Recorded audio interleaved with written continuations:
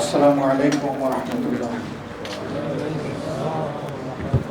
আলহামদুলিল্লাহি রাব্বিল আলামিন ওয়াসসালাতু ওয়াসসালামু আলা রাসূলিল কারীম ওয়া আলা আলিহি ওয়া সাহবিহি ওয়া আহলি বাইতি আজমাইন। বাংলাদেশ জামাত ইসলামী কেন্দ্রীয় মজলিসে শুরার বার্ষিক অধিবেশনে উপস্থিত দায়িত্বশীল নেতৃবৃন্দ, শুরা সদস্যবৃন্দ, আমন্ত্রিত অতিথিবৃন্দ এবং সাংবাদিক বন্ধুরা, বাংলাদেশ জামাত ইসলামীর কেন্দ্রীয় মজলিসে শুরার আজকের এই অধিবেশন এমন একটি সময়ে অনুষ্ঠিত হতে যাচ্ছে যখন আমাদের প্রিয় জন্মভূমি এবছরের 5ই আগস্ট একটি কাঙ্ক্ষিত পরিবর্তন উপহার পেয়েছে। আমি আমার বক্তব্যের সূচনায় আরেকবার এই পরিবর্তনের মূল কারিগর, নায়ক, দেশে বিদেশে অংশগ্রহণকারী পরিবর্তনের সহযোদ্ধা, বিশেষভাবে যারা তাদের মূল্যবান জীবন জাতিকে এমন একটি কাঙ্ক্ষিত পরিবর্তন এনে দেওয়ার জন্য উৎসর্গ করেছেন, আমি তাদের প্রতি গভীর শ্রদ্ধা জ্ঞাপন করছি।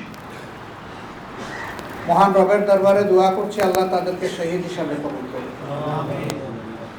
অসংখ্য সহকর্মী, ভাই বোন, দেশের নাগরিক, বিশেষ করে যুব সমাজের সদস্যবৃন্দা, তারা গুরুতর আঘাতপ্রাপ্ত হয়ে অনেকে পঙ্গু হয়ে পড়েছেন, অনেকে মেরুদণ্ড আঘাত পেয়ে হাসপাতালের বেডে অবশ হয়ে পড়ে আছেন, অনেকে চোখ হারিয়েছেন, হাত হারিয়েছেন, পা হারিয়েছেন। এরকম সকল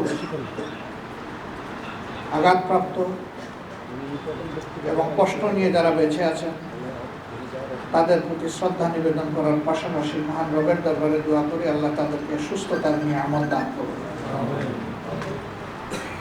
শহীদ পরিবারের সম্মানিত, গর্বিত, মর্যাদাবান সদস্যদের প্রতি আমরা গভীর সহানুভূতি এবং শ্রদ্ধা জ্ঞাপন করছি।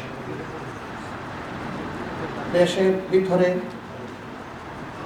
আমাদের আন্দোলনকামী জনগণের পাশাপাশি বিদেশের মাটিতে আন্দোলন করতে গিয়ে অনেকে জেল, জুলুম, হয়রানির শিকার হয়েছেন এবং এখনও কোনো কোনো দেশের কারাগারে আমাদের নাগরিকেরা বন্দী হয়ে আছে।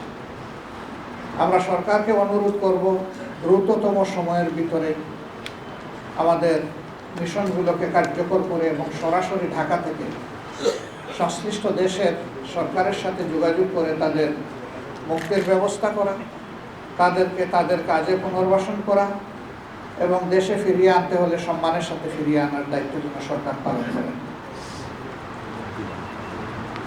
আমরা গভীর বেদনার সাথে লক্ষ্য করেছি, গত 15.5 বৎসর টানা এই জাতির এক এক করে সব অধিকার হরণ করা হয়েছিল।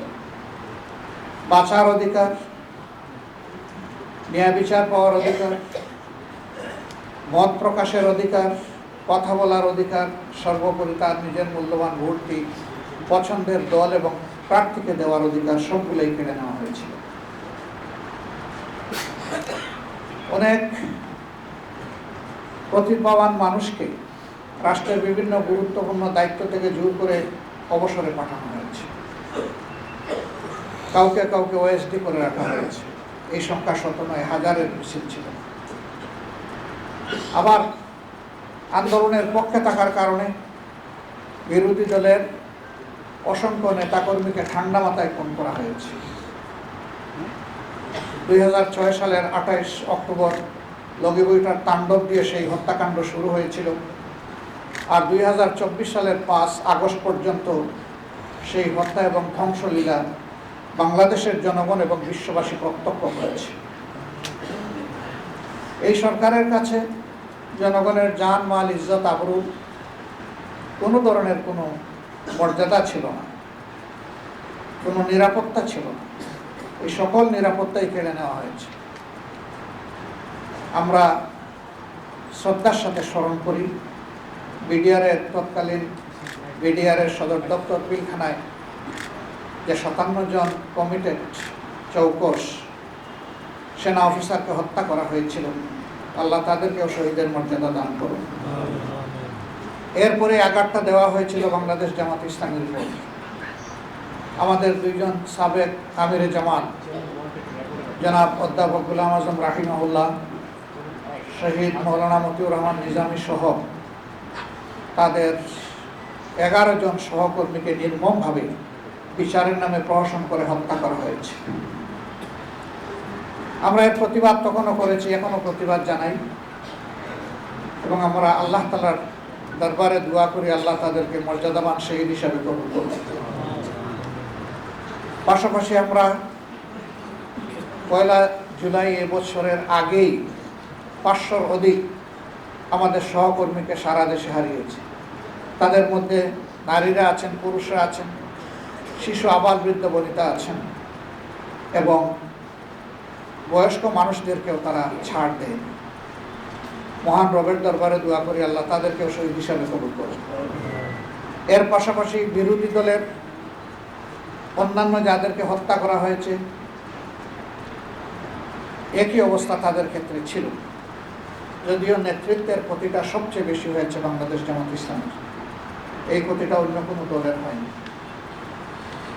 আমরা এরকম নির্যাতনের শিকার হয়ে স্বৈর শাসকের হাতে দুনিয়া থেকে যারা বিদায় নিয়েছেন তাদের আত্মার মাগফিরাত কামনা করছি এবং আল্লাহ তাআলার দরবারে তাদেরও শাহাদাত কামনা করছি।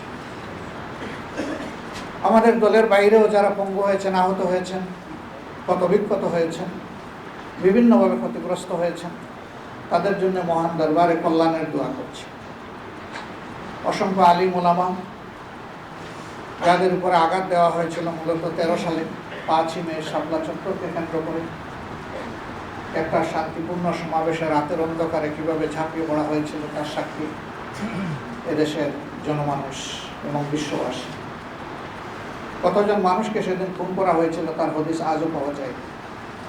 কোথায় তাদেরকে নিয়ে গায়েব করা হয়েছে লাশগুলো তাদের পরিবার তা জানতে পারে। এরপরে আবার 21 সালে একই তাণ্ডব অসংখ্য আলিম উলামা হেফাজতের নেতৃবৃন্দের উপরে চালানো হয়েছিল।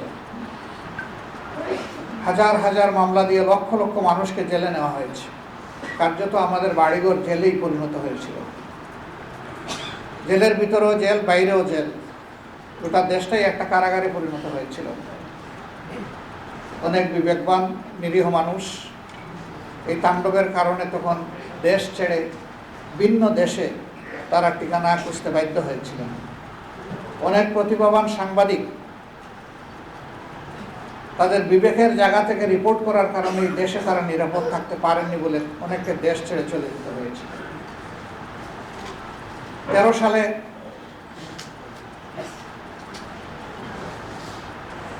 আমরা লক্ষ্য করেছি শাহবাগের কেন্দ্রস্থলে যে আসর বসানো হয়েছিল, দেশে চরম বিশৃঙ্খলা সৃষ্টি করা হয়েছিল।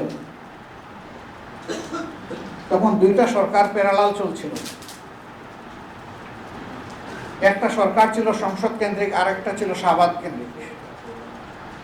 শাহবাগের সরকারই সংসদীয় সরকারের চাইতে ক্ষমতাবান হয়ে উঠেছিল। তাদের কথায় বাংলাদেশের জাতীয় পতাকা উঠত এবং নামত। জাতি বিস্ময়করভাবে এই সমস্ত বিশৃঙ্খলা লক্ষ্য করেছে এবং রাষ্ট্র থেকে পূর্ণ পৃষ্ঠপোষকতা দেওয়া হয়েছে। সম্মানিত বন্ধুগণ, এই সমস্ত ট্রমা এবং স্কার নিয়ে এই জাতি বেঁচে ছিল এবং প্রত্যেকটি অন্যায়ের বিরুদ্ধেই সোচ্চার হয়েছিল। 15.5 বৎসরের এই জগদ্দল পাথর আল্লাহ রাব্বুল আলামিন আমাদের সন্তান তুল্য ছাত্রছাত্রী যুব সমাজের মাধ্যমেই এই বৎসরের 5 আগস্ট সরিয়ে দিয়েছে। কিন্তু এই সরিয়ে দেওয়াটাও খুব সুখের ছিল না। কম বেশি 2000 আদম সন্তানকে এই দেশের নির্মমভাবে খুন করা হয়েছে। স্থল থেকে খুন করা হয়েছে, আকাশ থেকেও গুলি করে খুন করা হয়েছে। এই জন্য জাতির বিরুদ্ধে সরকারের যুদ্ধ ছিল। আমরাও তাদের সকলের প্রতি গভীর শ্রদ্ধা নিবেদন করছি আরেকবার। তাদের সীমাহীন ত্যাগের বিনিময়ে আজকের এই বাংলাদেশ, নূতন বাংলাদেশ। সুতরাং এই জাতিকে তাদের রক্তের প্রতি শ্রদ্ধাশীল থাকতে হবে এবং ঋণ পরিশোধে যত্নশীল হতে হবে। আমরা প্রতিশ্রুতিবদ্ধ। আমরা আমাদের সন্তানদের, নাগরিকদের এই রক্ত এর মর্যাদা আমরা দিতে চাই।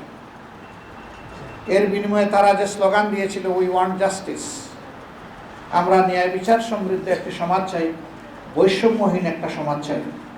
সেই বৈষম্যহীন এবং ন্যায় বিচার সমৃদ্ধ সমাজ গড়তে হলে সুষ্ঠু নির্বাচনের মধ্য দিয়ে কাউকে না কাউকে এদেশের দায়িত্ব তুলে নিতে হবে হাতে। এই সুষ্ঠু নির্বাচনকে সামনে রেখে আমরা বর্তমান ইন্টারিম গভর্নমেন্টের কাছে দাবি জানিয়েছিলাম যে আপনারা